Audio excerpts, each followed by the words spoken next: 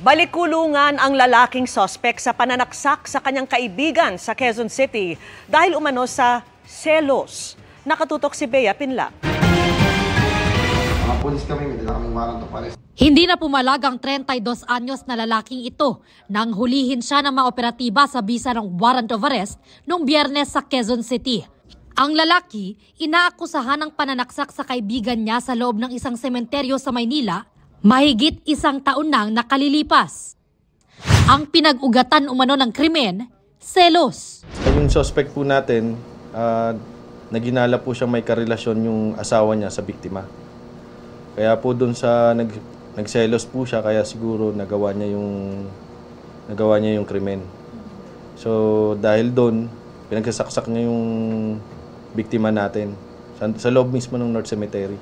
Nagtago raw ang akusado matapos ang krimen hanggang sa makita siya ng isang concerned citizen sa barangay St. Peter.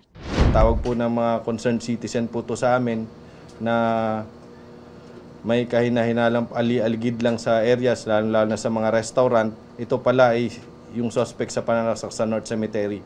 Binantayan na po namin yung kahabaan ng Banawe at namataan po namin siya nakasakay sa jeep. Tapos sinuli na po siya ng mga operatiba po natin.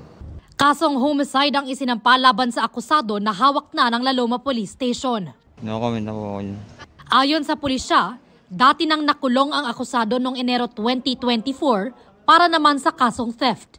Para sa GMA Integrated News, Bea Pinlac, nakatutok 24 oras.